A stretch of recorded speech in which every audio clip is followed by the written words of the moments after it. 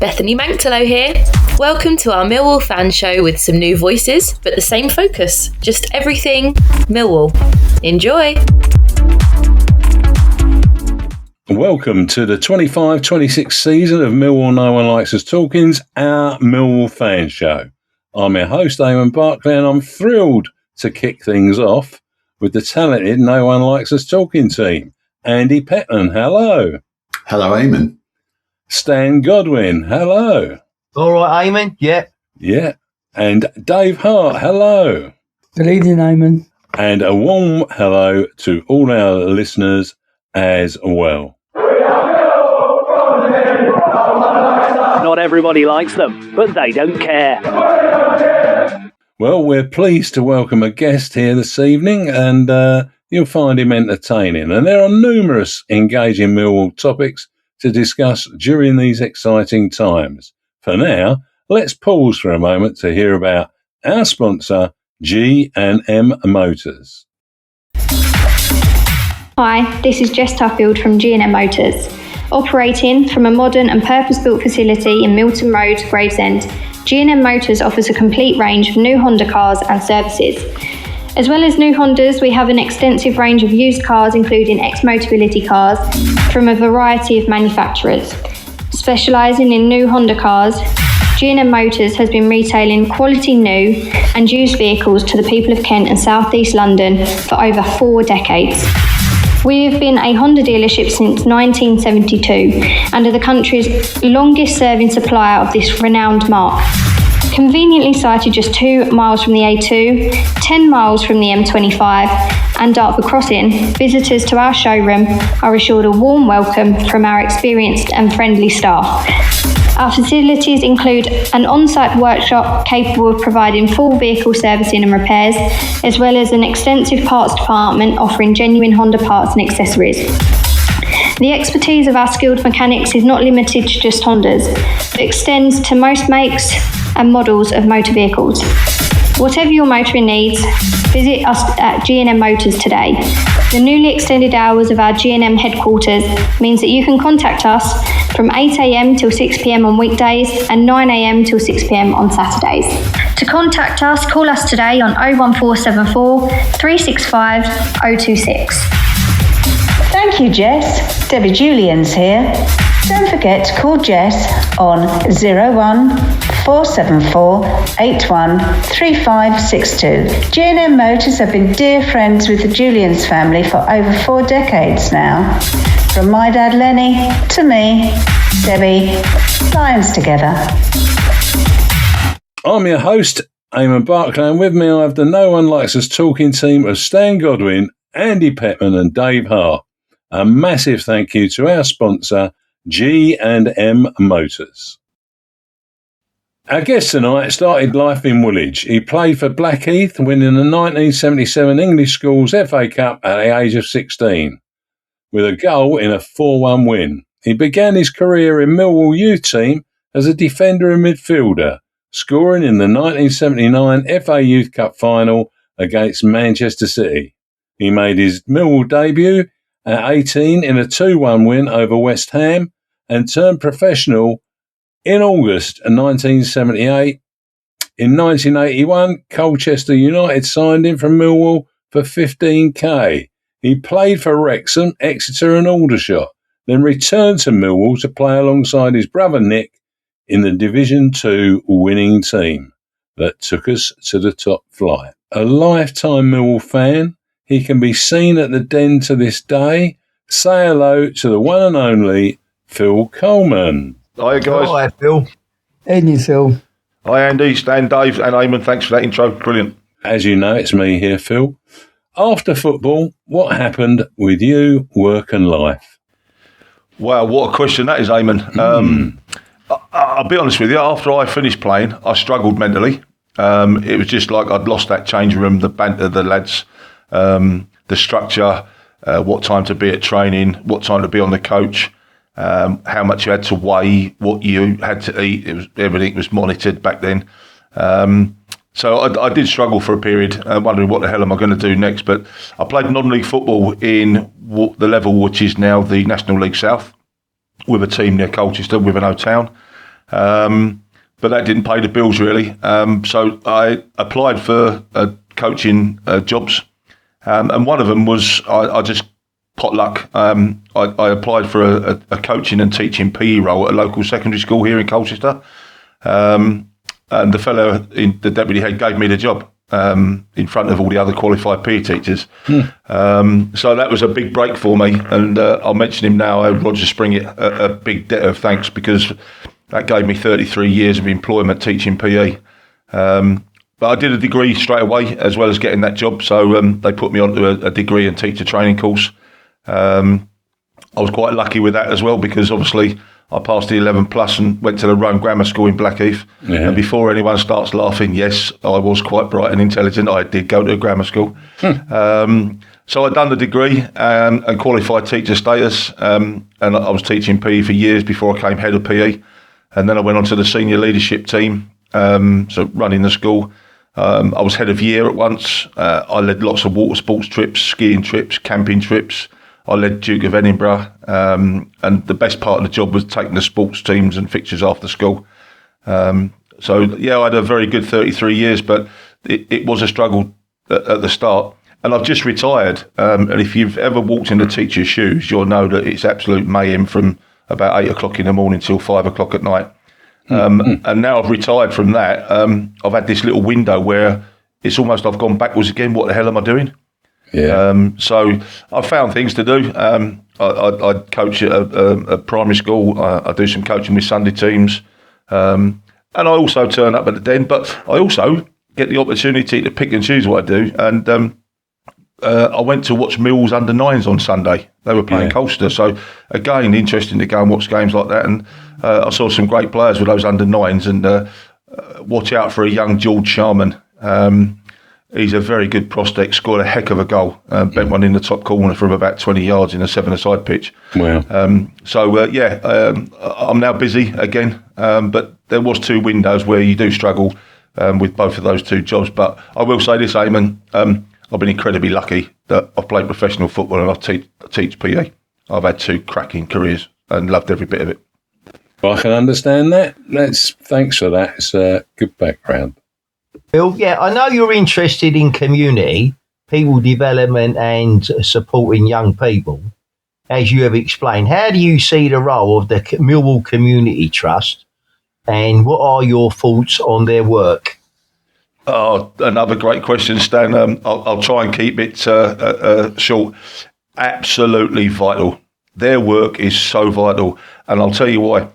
And I've been in the profession I was coaching at Millwall when I was 16 years old. We had to go and do some coaching and obviously teaching PE. But we've lost so much youth provision.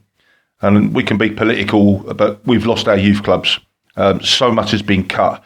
And the Millwall Community Trust does so much to put back in place something that young people need, and it's for a wide range of ages, a wide demographic, and all the work they do, the community benefits, and so does the club. So it works hand in hand. But that's in terms of getting kids off the streets, physical development, mental development. I've just read something this last week, funnily enough, about improving job prospects. So they've now got education in there. They've got college courses going on, to name a few. I think it will get bigger. It needs to get bigger as the population grows and it becomes more popular and more valued. Where they go with what better facilities, I don't know. But if they can, they'll have an even bigger impact. Stan, I'll tell you a little story. I took a group of about 15 lads from my school in Colchester. They thought they were tough lads. They thought they were, jack the lads a little bit. And I said, okay, we're going to do some work on football in the community. So I made a few phone calls and hired the school minibus. And I drove these 15 lads down to Millwall. Told them to be quiet and keep their gob shut and everything else, because you're entering my territory now. It's Millwall patch. And the look on their faces was priceless. So from leagues to employment to those opportunities, I can't speak highly enough of Millwall Community Trust and everything they host and do. So it also gave 15 boys a different outlook on life in Colchester. So, yeah, they're far-reaching as well. I mean, in terms of the Millwall Community Trust, somebody once said when we first got involved in it, when we was doing a radio program, and they pointed out that they actually said that Millwall was rooted in its community. And I remember standing there at the time when they said that, and I thought, well, blimey, that's a bit, that's a bit strong. But after a little while, I then understood what he meant, and then he was dead right. Yeah. Okay. Just another thing. You've had 2 periods at the Den, Phil. How would you contrast the differences between the 2 experiences? Oh, well, blooming hell, Stan, you're going over my life now. Oh, this is your life, Phil. I'm not aiming at Andrews, though. I started out on the terraces as a fan, and absolutely besotted with the place, and I was travelling away at 13, 14, 15 to away games and night games to Villa, and I was a schoolboy training with Billy Neal from 14 years old, and I've gone from schoolboy to an apprentice, playing in the youth team, playing in the reserves, training alongside Barry Kitchener, Alan Dorney, John Jackson, Nicky Chatterton, these experienced players. And that's what I needed. I needed to train. I needed that experience in the first spell. And there was nobody better to learn off than Kitch and those guys I've just mentioned. But you're fighting every day to get into the first team. And I think the biggest thing in my first spell was we were quite successful as a bunch of youngsters. And we all got into the first team. But the club was struggling. There was no money. We didn't have a training ground. We were at the old Den. And then players like Callie was sold off. Tiger Towner, Tony Towner, John Seasman was sold off. And there were times when we had professional football matches with 8 youth team players in the 11. And so the first spell was a real...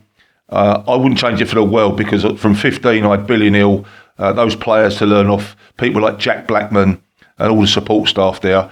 And the fans were great to us youngsters. But we weren't in an environment where we could flourish. We were in an environment where we were going to struggle.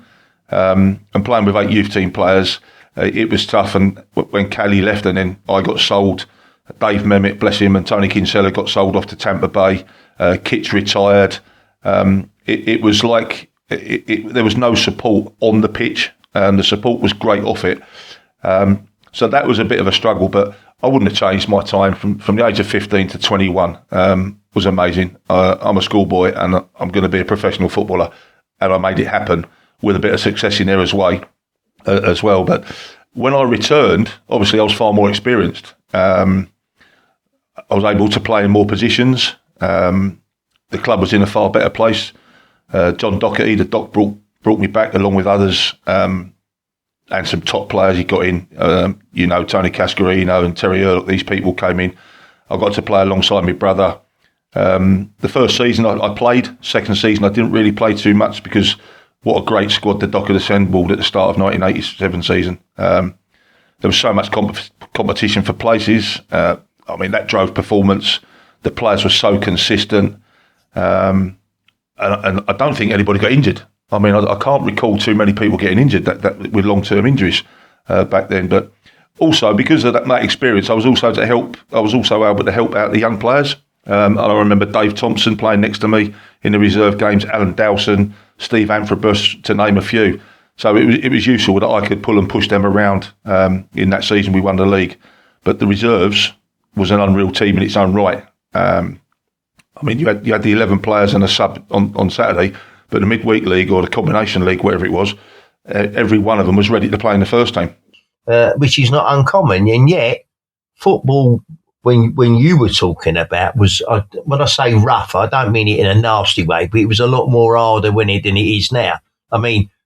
Tackles went in then, which were tackles, which today would be classified as fouls, right? And yet, it seemed to me that they didn't get injured so much. I think it was a mindset. I think if you carried injuries, nowadays they don't carry injuries. They're not allowed to have an injury. And if they do have an injury, they're monitored, they're pulled out, they're rested, they're classed as an asset. And you're right. I was badly injured for that the start of the 87-88 season. I had a wire put in my big toe because the bone was rubbing. And I was out for 4 months. And by the time I come back, probably Christmas time, the team was established. It was ticking over. So I worked my way back into full fitness. But, Danny Salmon played beside me in the reserves.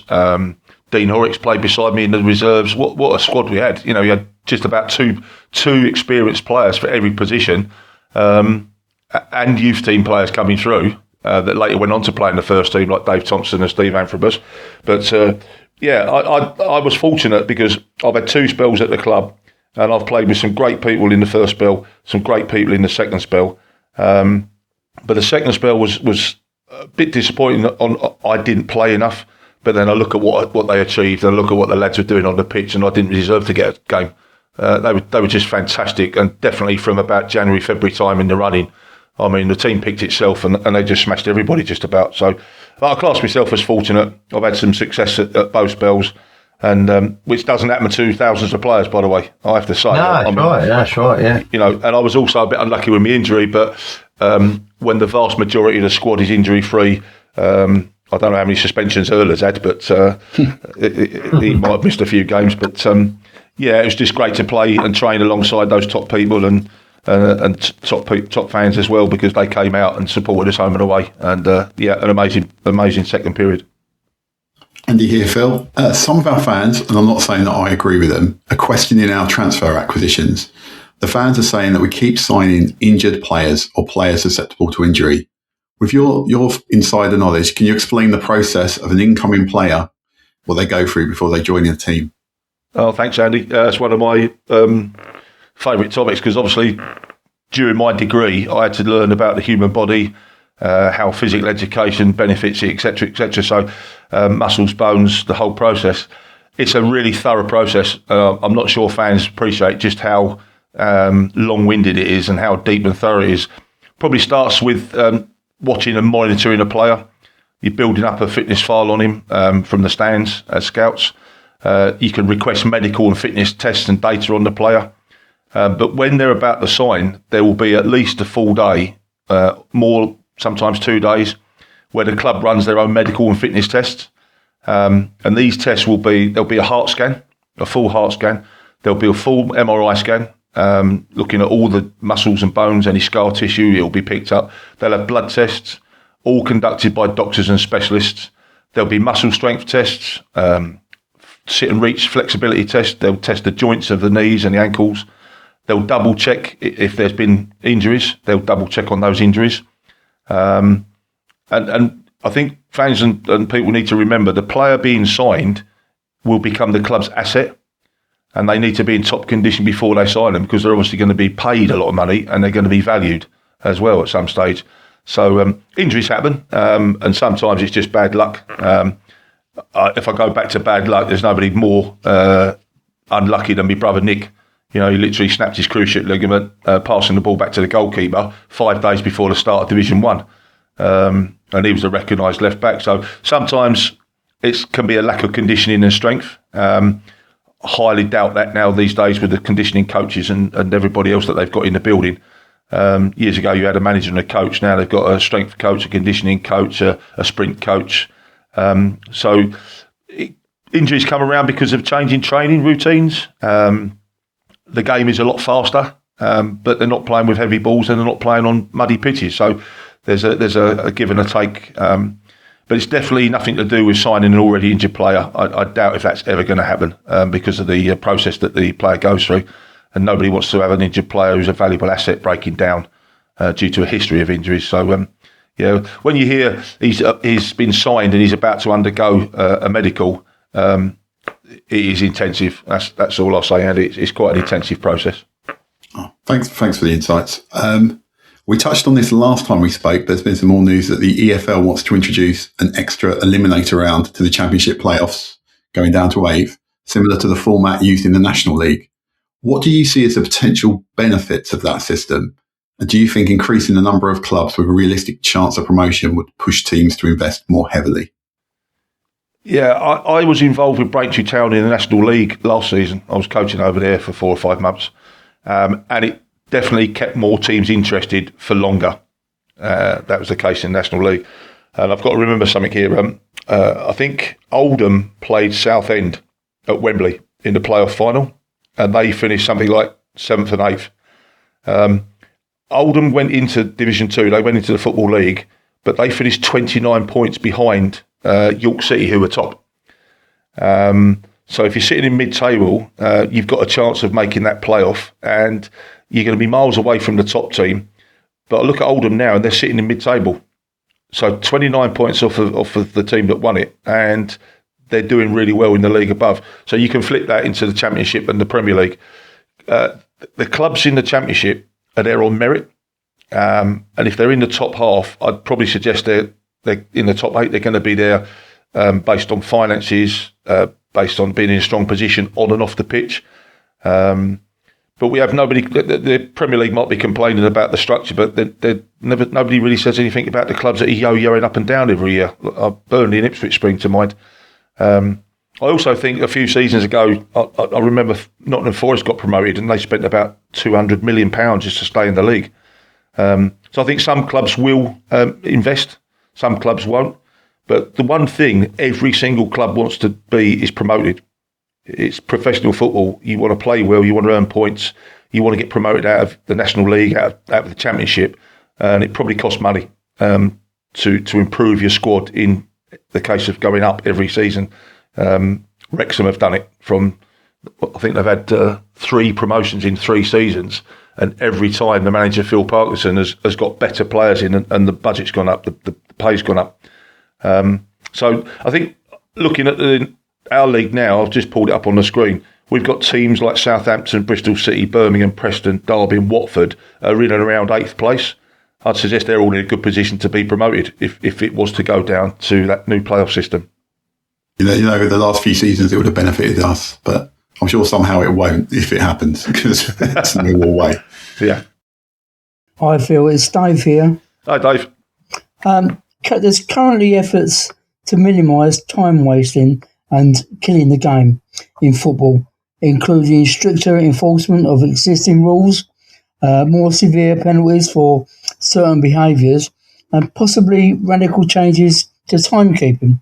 For example, the 2025 rule updates, such as the 8-second goalkeeper rule and the requirement that only captains can interact with referees, aims to accelerate the game and reduce confrontations. However, the number of players lying on the pitch after the slightest contact with another player suggests these measures might not be enough. What are your thoughts? Oh, yeah.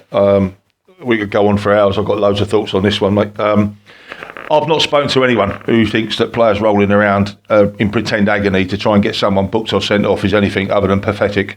It's unprofessional. I know it's them trying to be professional and gain an advantage, but to see them rolling around for 25 seconds and then just jump up and run around as if nothing's happened is not right for the game. I never saw too many.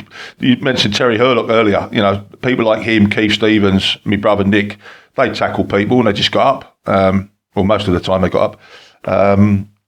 But I will say this, the beauty of being a PE teacher is I was qualified to coach and officiate in loads of other sports. And I qualified referee basketball, rugby. And in rugby, any player shows dissent, it's a penalty. Can you imagine that in football? It would stop. In basketball, any player has a go at the officials, it becomes a penalty shots at the basket. So that abusing of the officials would stop almost instantly if that was the case. But I would also say it needs to stop at under 7s and in grassroots football. And I would be inclined to send more parents off in grassroots football as well. So we have to start it earlier. We have to have respect, but respect is hard earned. And I think sometimes you have to be harsh on it. I used to give penalties against parents in school matches, believe it or not. It got to a stage where the parents would turn up to watch a school match. And I'd explain to them at the start, this is not the World Cup final, this is a school match and we're here to enjoy a bit of football after school. And I actually was refereeing a rugby match and these 2 parents were giving me some abuse. So I started giving penalties against them. They were from a visit in school and after 2 penalties, they shut up. But I'd warned them and they didn't shut up. So I was giving penalties. It's not strictly the right thing to do, but there needs to be something that stops it and it's meaningful. So we could also change the rules on injured players. I think it's 30 seconds that they have to go off when they're injured. Well, make it 3 minutes, make it 5 minutes. Call it a medical checkup. That would stop them feigning injuries. I'd also say, going back to the 8-second rule, I agree. It speeded them up. The goalkeepers are now passing it out quicker. They're throwing it out quicker. They're launching it quicker. I'd also introduce it. If you take too long making a throw-in or a free kick or a corner, referee just reverses the decision. So the other team gets it. And to be honest with you, there's no excuses now, because in the level we're in, there's a multi-ball system. So you could introduce a rule, throw-ins, free kicks, corners, all have to be taken between 15, 20 seconds. And if you don't, reverse the decision. No ifs, no buts. Goal kicks become corners and corners become goal kicks. Yeah. So I will say this, there's another one. The goalkeeper faking injury for a timeout. Yeah. So after 20 minutes, the goalkeeper gets a signal from the dugout. It's completely professional. And they have a chat about it and they change the formation.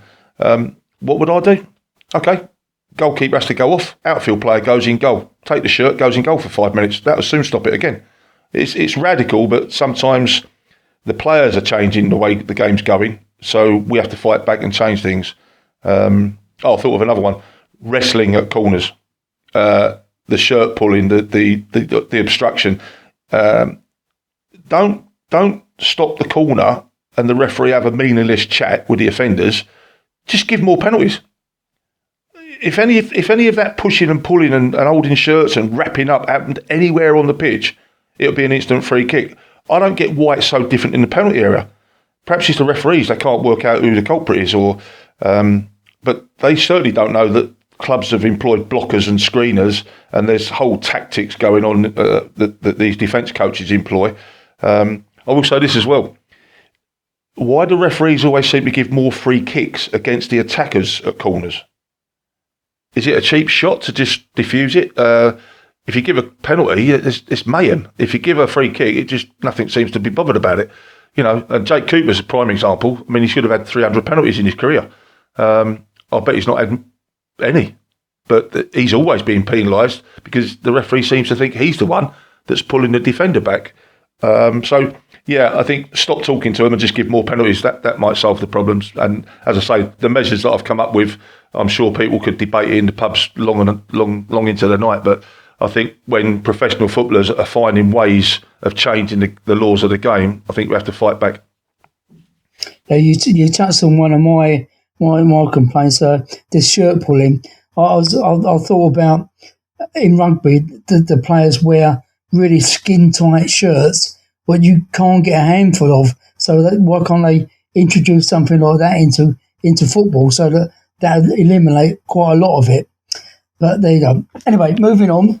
I totally agree with that, because I was at a conference with the England manager who won the World Cup in 2003, and I think they spent about £100 million on shirt research, and the England rugby team actually went from the baggy shirts to skin tights to stop people tackling them. So that could be something that is easily brought in.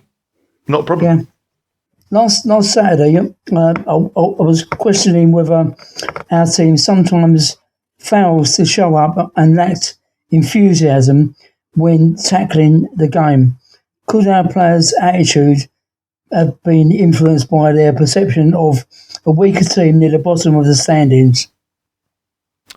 Yeah, I'm a big believer in attitude. I've seen the attitude of it's only Portsmouth, it's only Sheffield Wednesday, and that's at all levels and at every player's. And they just don't give 100%.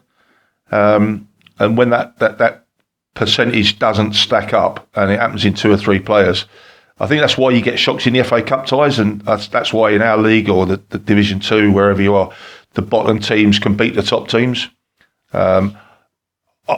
Personally, it never entered my head. And I've played with plenty of teammates at Millwall and across my career where we treated every single game exactly the same. It's 100%. You don't have any attitude of it's only, and you take your foot off the accelerator. You treat every game the same. Sometimes not easy. There might be other issues. I do think Portsmouth did their homework on us. They did their own thing. They did a bit of a number on us. But players can't take a game like that for granted. particularly after 2 away wins. So it's not to do with confidence. I was up in Wrexham, and I actually watched our game at Wrexham, and we were physical, we were dominant, we bossed large periods of the game, and I didn't see that we were nowhere near that against Portsmouth. Players can have an off day, I get that.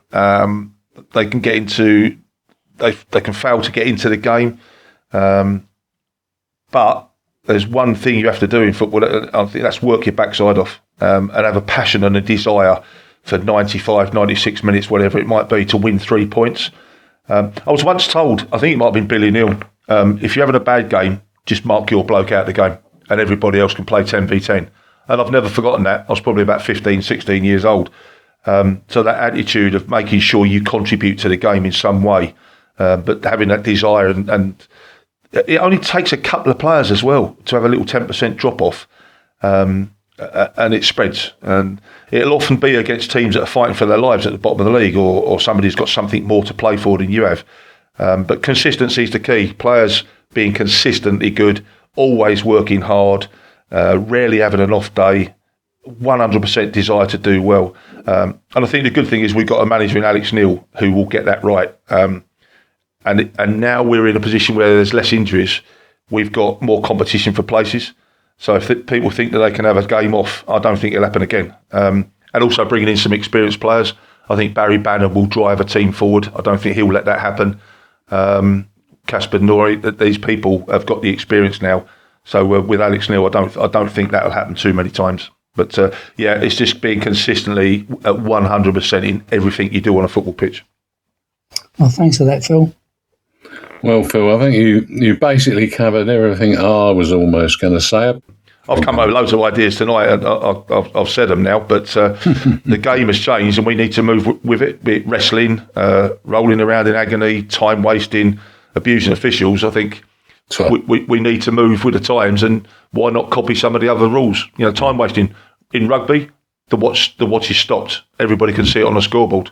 You know, there's no time wasted in rugby. The ball is in play or it's not in play, and the clock is stopped. So, yeah, I think I agree with sin bins. As I say, it's working in rugby. It works in basketball. It works in grassroots football. And I think all of the things that I've mentioned tonight, including the sin bin, players will adapt and get used to it, like everything else they've done. Let's be hopeful, and we can change the culture through responses. That's brilliant. Thanks. Really, really some great stuff there, Phil. Thanks.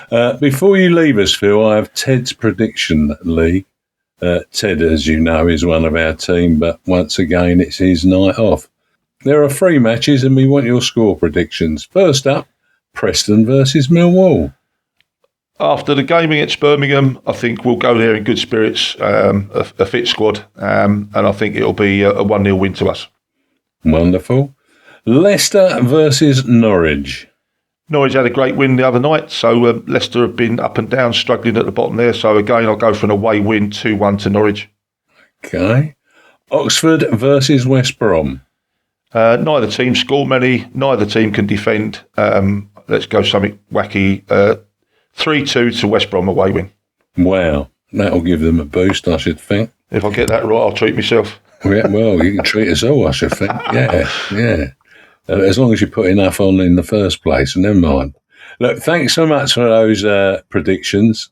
There's a chance you might win a prize, and sometime in the near, not too distant future, we're hoping that Ted will tell us what the prizes are. But so far, he's failed miserably.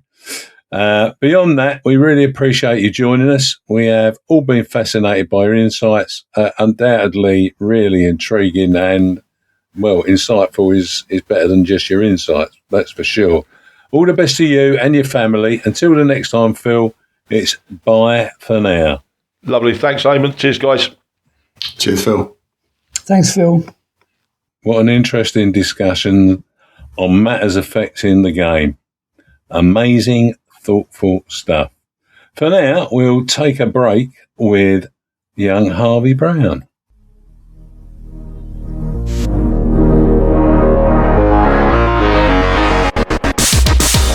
Hi, Harvey Brown here. I am proud of the Lions Food Hub, which is jointly owned by Kelly and Ellen Webster, and they have been supporting families within our community for over 2 years on Millwall match days.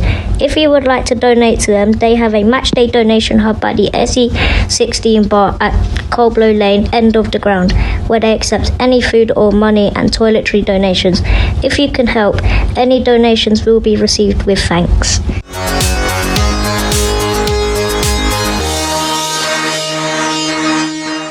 I'm your host, Eamonn Barclay, and with me I have the No One Likes Talkin team of Stan Godwin, Dave Hart and Andy Pettman.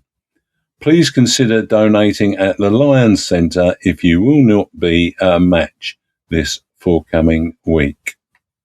Ellis Bart has been covering well from her surgery since mid-September, and we wish her continued improvement. In the meantime, here's Ellis. Hello, Ellis here, and I'm glad to be back talking about Millwall. I know many have watched my videos. Thanks for your support along the way. It is now time to hear what all the Millwall teams are up to. Come on, Millwall! Yeah, continue improving, Ellis, and we wish you all the best.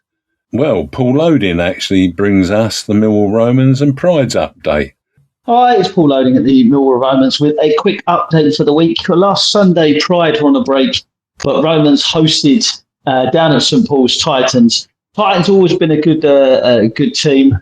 We beat them earlier on in the season, one of the first games of the season. They are a very good, physical, big team. We turned up there feeling quite confident, and to be fair, first sort of 20 minutes to half an hour, we were playing really well.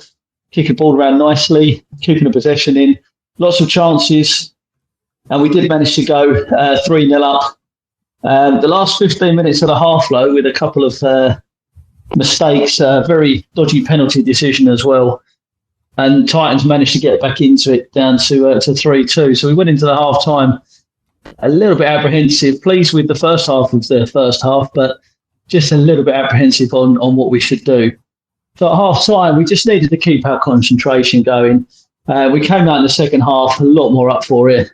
Managed to nick a few more goals. Titans did manage to get one back, but we finished the game 7-3. Overall, very, very good performance.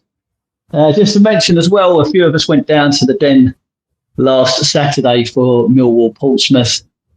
I don't know if we'll attend again. I think we're obviously the bad luck mascots for going down there, but it was a great atmosphere down at the Den. It was nice to visit. Just a shame about the performance and obviously the result. This weekend it's the Romans' turn to have a break, so they're off for a couple of weeks, with Pride playing at West Ham Memorial Ground, almost like our second home down there in East London, against the Freedom team in the second division there. Pride obviously having an amazing season, second in the league at the moment. Good chances they will come up. They're having a really, really good season. But good luck to them on Sunday. And for this week's predictions, Preston Millwall, I think Millwall are going to win that 2-1. Leicester Norwich, I'm going to go Leicester having that 2-1 as well. And Oxford West Brom, I think, is going to be a 1-1 draw. And the first half of the first half. That's an interesting comment, but never mind. Anyway, you guys are doing well, both sides, and keep it up. So, our Millwall Lionesses recently visited Princes Park for an exciting match against the talented Dartford team. We've faced challenges against Dartford in the past, but we gave it our all on Sunday. It was another impressive effort. And although we were unfortunate not to earn any points, Dartford secured a narrow victory by scoring just one goal. Our Lionesses are definitely on the rise. There's no match this weekend, but they'll be back in action the following week, ready to keep improving and fighting for success. Right, Pompey beat Millwall twice this season, affecting our promotion chances. Just think what those 6 points could have done. But nearby teams dropping points limited the impact. A big thank you to the Millwall FC media team. Here are Alex Neal's thoughts after that game. Alex, you said before about not getting too high when we win and not too low when we lose. First home defeat since December. Alex, you said before about not getting too high when we win and not too low when we lose. First home defeat since December today. Give us your thoughts on that one. I didn't think we played well enough. I thought they did the basics better than we did. I thought when the ball went forward, it stuck. A lot of the time for them, it didn't stick for us. I thought in transitional moments down the sides, I thought they got in behind and caused us problems. I didn't think we'd done enough of that. I thought we should have dealt with them better. The first goal sort of sets the tempo, really, doesn't it? You know, it's a glaring mistake. They then capitalise on it. The second one, we try to nick the ball, we go wrong side, the lad rolls us, gets down the side, smashes it across, it ends up in the back of the net. And the third one's a set play, 2 phases. They won the first header, the keeper saves it, we then have to defend the next one, we don't get a clean header on it, and the ball drops to them, they put the ball in the back of the net. So again, basics, do you know what I mean, in terms of winning headers, clearing your lines. The bits that we have done particularly well, I thought we were a little bit short on some of them today, and I think what it does show you is that we need to do them well if we're going to get ourselves a chance of winning any game. Yeah, there's a long way to go, of course, and you'd rather not have them, but is it a reminder that there's going to be twists and turns in this race between now and May? I don't think anybody's got any illusion, certainly internally, that this is going to be a really difficult sort of next 13-14 games. It was always going to be that. What you're hoping is we can try and keep the momentum and keep what we've been doing to this point.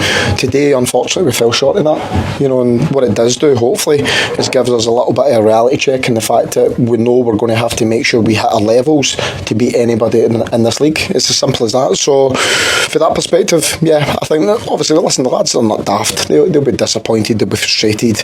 I think when you give them a mistake, if you like, it's a good finish for the lads, certainly the second one, when it bounces back to him. But we've played our part in that as well, and that's the frustrating part. Is that the mood amongst the lads in the dressing room, that they know it's a bit of a bad performance today, but they've responded well and they're going to have to bounce back again on Wednesday against Birmingham? Yeah, well, listen, we haven't really spoke about it in terms of what we feel of the performance. I've gave them my thoughts in terms of what I think we've done, what I think we didn't do, mainly. And yeah, we'll digest it. We'll then catch up again on Monday to then go through it and obviously get ourselves ready for the Birmingham game. But what we don't do, we don't sit there when we win a game and all pat each other on the back either. We still go through and we discuss the things that we think we can still do better, the things that we did do well, and we'll treat this game as we did every other game.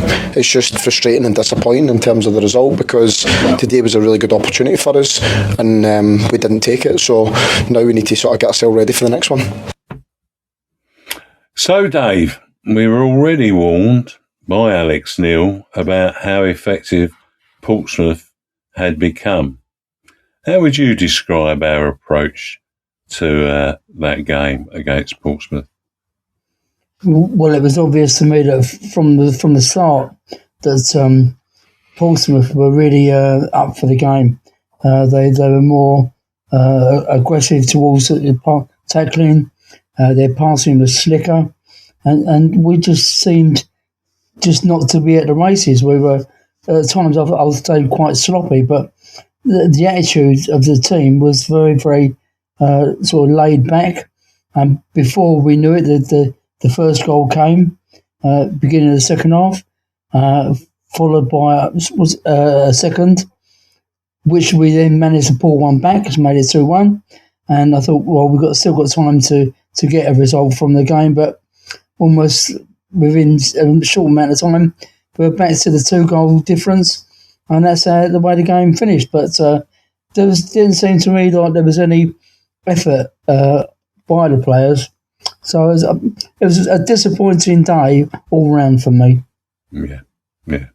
It was. I think a lot of people walked away from that looking quite glumly. Perhaps we'll touch on that a little bit later. On Wednesday night, we faced Birmingham City at the Den. We produced some great football and deserved the 3-0 result. In fact, Teddy Sheringham said it could have been 6. But it was with a wonder strike from Aziz, a quick-thinking goal from Kramer, and Cooper doing an impression of George Graham, who had the name, or the nickname, Stroller, as Copes did stroll in with the third goal. Stan, ahead of the game, were you concerned about taking on Birmingham, who had not been defeated in the last 9? Well, the honest answer to that would be no, I wasn't. And secondly, I was not aware that they was undefeated. And I mean, I knew they was on a run, but I mean, I didn't know that. But you see, I work on the basis that there ain't this. I can't think of any team off the top of my head at the moment where, you know, it ain't going to be difficult because the Championship is a hard league. And you know, and you got to be about what your game and one thing and another. And on Wednesday night we was. I mean, I thought that we were superb. Andy, how would you compare and contrast the difference between the Pompey and Brum games?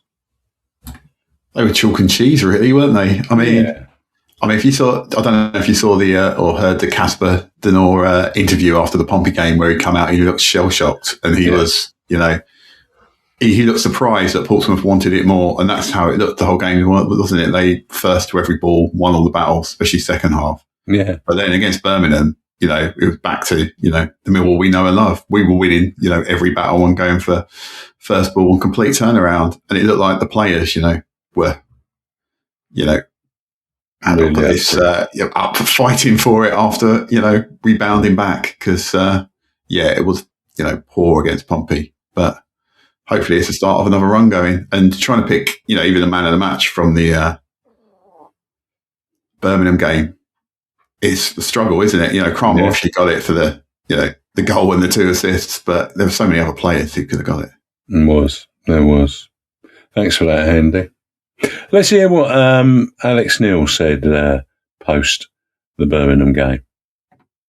I think we've got things. I think we needed the reaction for the weekend for ourselves as much as anything else. You know, I didn't think we hit our levels. It's very rare that I'm critical in terms of application and basics and stuff like that. You know, so that was a frustration for us. And as I expected, the lads responded as they do. So I think people need to not look at this result as far as I think they're a really good side. You know, I watched them against Norwich and I watched them against Leeds during the week, and I'd probably say it was one of the best performances I've seen this season when they played against them. So I don't think many teams will do what we did to them tonight.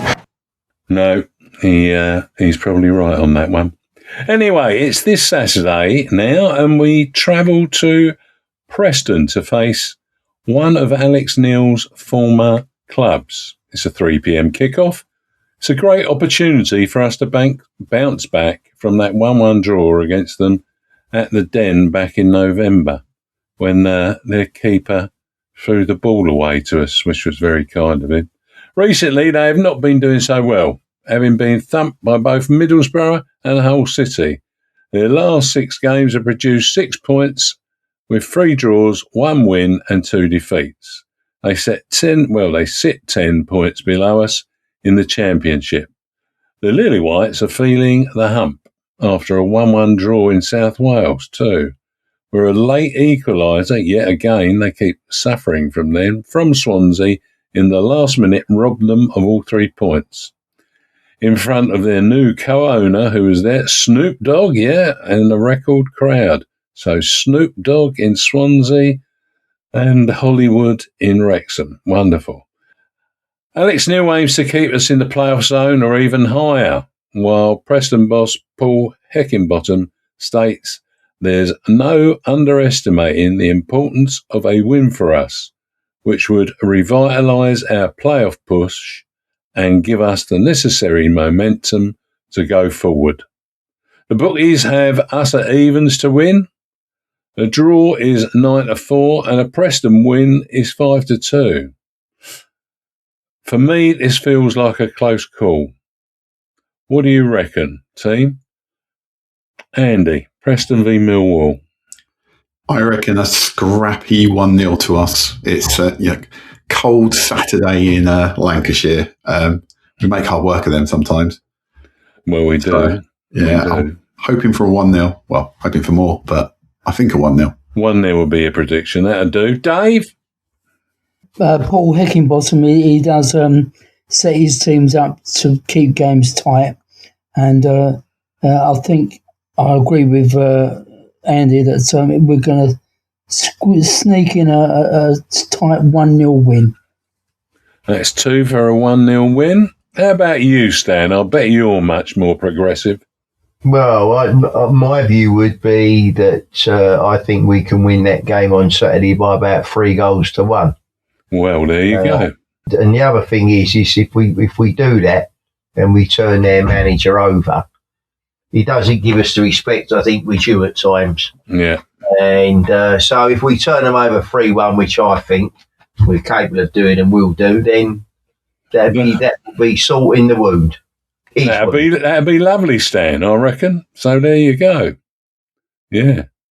Well, those are some interesting thoughts, and I look forward to seeing how my prediction of a 0-0 draw turns out. But anyway, whoever wins in the end, good luck to them. That's not talking about the opposition, that's talking about the prediction league.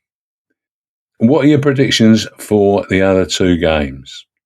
Andy, Leicester, Norwich, Oxford, West Brom.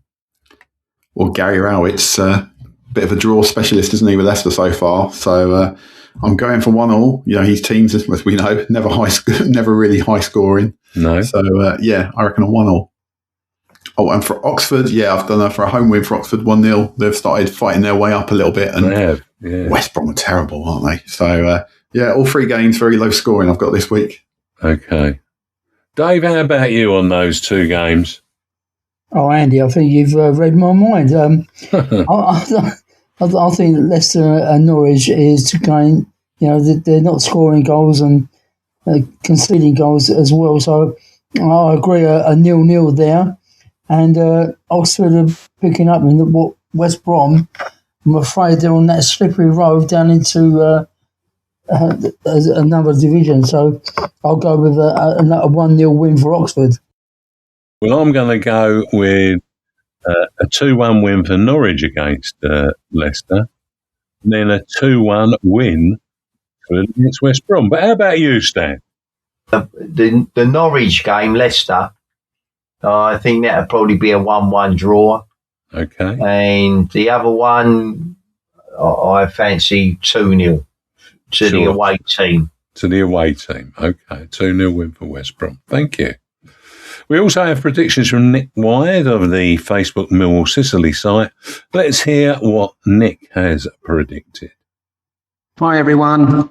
Preston 0, Millwall 2, Leicester 2, Norwich 0, Oxford 0, West Brom 1. Cheers. Well, thanks, Nick, as usual. Many thanks to you, Dave, for compiling the results and producing the table. Your effort is absolutely well appreciated. We'll take a break there and listen to, Bethany talking about the Millwall Community Trust. The Millwall Community Trust is located at the Lion Centre, Ballina Road, London SE16. Each year it delivers a wide range of football and sports development programmes to thousands of young people, from toddler soccer to professional pathway, across different ages, genders and abilities. Check out the Millwall Community Trust website. I'm your host, Eamonn Barclay, and with me I have the scintillating No One Likes Us Talking team of Stan Godwin, Dave Hart and, Andy Pettman. The Trust's annual report is out and it makes for compelling reading about what they do. Download a copy from social media or be lucky like Stan and have a printed copy. We're all looking forward to the next game, but in the meantime, here are a few matters of interest for Millwall fans and those interested in football. Yeah, we have two more themed games until the end of the season. Saturday, the 14th of March versus Blackburn Rovers, which will be the Community Day. And Monday, the 6th of April versus Norwich, which will be Junior Lion Takeover Day. Sean Daly, CEO of the Millwall Community Trust, said it has been an incredible year for the MCT, working with around 14,500 people and providing 9,500 free meals and sports places on free school schemes. Community Day highlights the club's community work and thanks all supporters, from players to fans to locals and collaborators. The MCT's annual report details its local projects as a self-financing charity. Events like Community Day help sustain our work. Please join us in following on the 14th. Next week, our Millwall Fan Show will have a Friday off as the live monthly Millwall News and Views show airs on Maritime Radio on 96.5 FM, and now it's on DAB across South East London and North West Kent. Alternatively, you can listen on their website if you're out of range. The show will be hosted by Eamonn with a panel featuring Stan, others and a guest. As a reminder, on Saturday match days, No One Likes Us Talkin's Gary Staff brings match previews, halftime analysis and a match report on Maritime Radio on 96.5 FM and DAB across South East London and North West Kent. Midweek, The Breakfast Show airs reports from 7 a.m, including coverage of the Millwall Lionesses and Millwall Community Matters. Let's give a big shout out for Charlie. During the February half-term, Charlie sat on every single seat at the Den, including mine. That is all in all 20,146 of them. Proudly supported by Millwall Football Club and his two chosen charities, Cancer Research and the Lions Food Hub. It was a huge effort from him and for two amazing causes that mean the world to him and his family. He set out to raise just £500, but it's now closer to raising 10 times that, £5,000. So well done, Charlie. The Just Giving page still remains open until the 1st of March. If you'd like to make a donation, go to justgiving.com/crowdfunding/Holly-Curtis. All lowercase. The address again, justgiving.com/crowdfunding/Holly-Curtis. All lowercase. Tune in to the No One Likes Us team for reports from our games, home and away, for the Lions, Lionesses, Romans and Pride. You'll also receive updates on Millwall community topics from us and through Maritime Radio, available on 96.5 FM, DAB or via their website.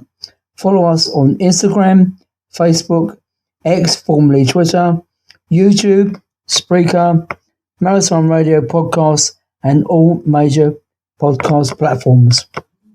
Well, thank you, Dave, in more ways than one. That's all right, Eamonn. Thank you, Stan. And yeah, thank you. And thank you, Andy. Thanks, Eamonn.